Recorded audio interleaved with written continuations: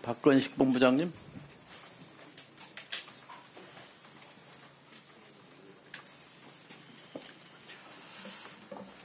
지난 석 달, 그러니까 12월 3일부터 3월 오늘 4일, 5일까지 잔인한 석 달이었다고 생각합니다.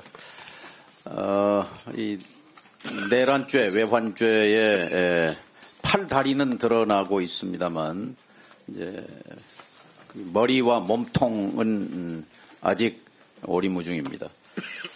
12월 3일 계엄은 실행됐는데 언제부터 시작됐느냐 하는 것이 궁금증의 하나입니다. 그런데 MBC가 그 머리카락의 하나 증거를 밝혀냈습니다.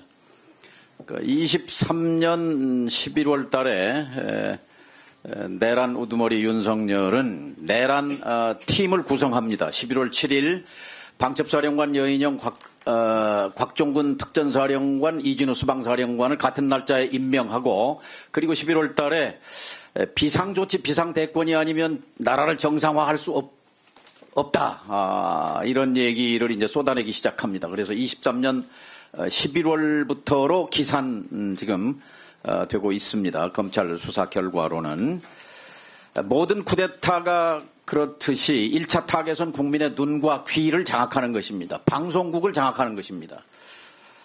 아마 12월 4일 새벽 1시 국회가 계엄 해제 의결에 실패했다면 1차적으로 MBC, KBS, SBS를 계엄군이 장악했을 것입니다.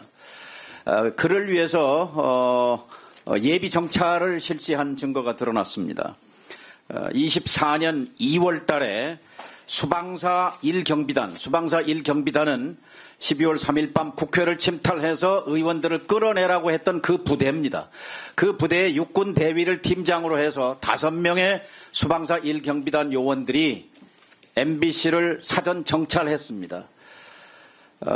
육하원칙에 의해서 누가 언제 무엇을 어떻게 왜 했는지 좀 소상히 설명해 주시기 바랍니다. 네, 의원님 말씀대로 MBC 찾아오기 전에 먼저 공문을 보냈습니다.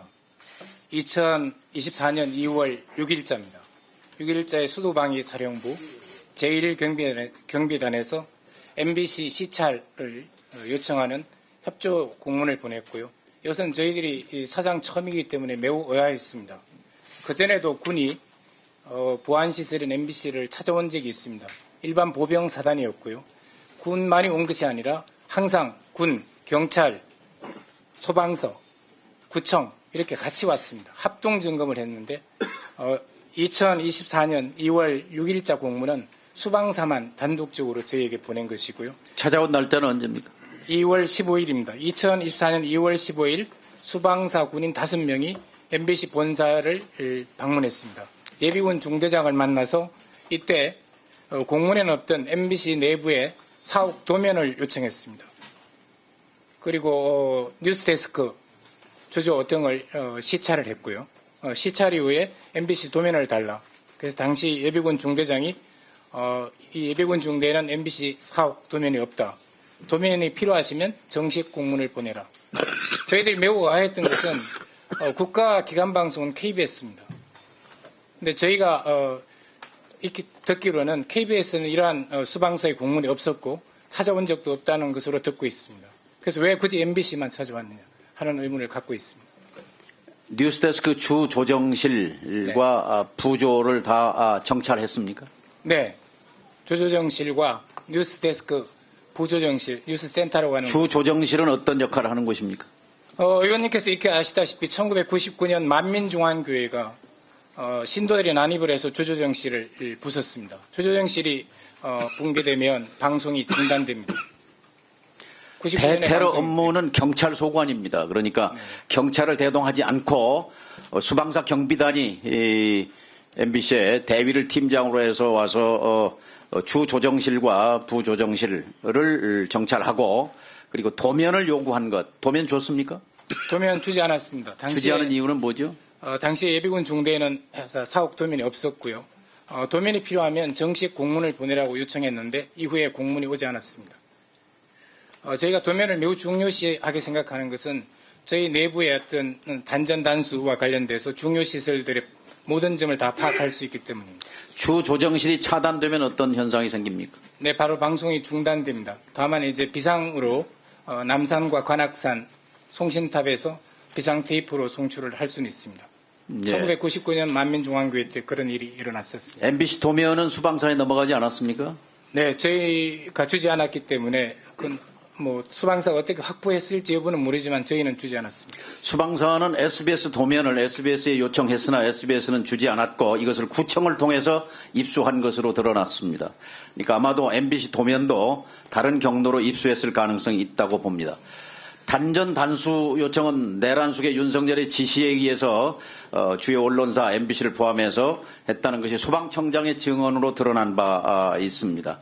단전 단수 설계도면 확보 그리고 주조정실 장악 계획이 24년 2월에 예행 연습으로 사전 정찰을 통해서 했다는 것은 바로 12월 4일 새벽 계엄령 시행을 위해서 국민의 눈과 귀를 가리기 위해서 방송사를 장악하려고 했던 의도가 드러난 것이다. 사전 연습을 통해서 이렇게 생각합니다. 자, 본부장님 들어가시고요. 이진숙 위원장, 예. 자주 영어를 쓰시던데 내란죄를 영어는 뭐죠? 내란죄가? Insurrection, treason입니다. 리벨리언이라고도 하죠. rebellion도 할 수 그거를 있습니다. 한국말로 우리말로 하면 뭐예요? 방금 물어보셨으니까 예, 반란, 내란 그런 뜻이죠. 그렇죠. 반란 내란이죠. 예. 내란은 북한문란입니다. 지금 이준숙 위원장은 여기가 어디죠? 국회 국회죠. 과방위 예. 그렇죠.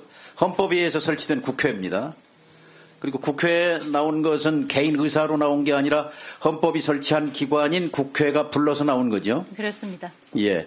그런데 이 헌법이 설치한 기관을 무력화하는 것을 내란이라고 합니다. 그런데 기자들에게 내란죄로 쓰지 말라 한 것은 저는 그렇게 생각지 않습니다.